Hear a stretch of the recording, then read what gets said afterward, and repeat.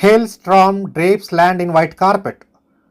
In Dharwad, Tuesday witnessed an unprecedented event at Kalghatgi Valley in Dharwad District, where the dry region which was reeling under unprecedented heat wave as summer began.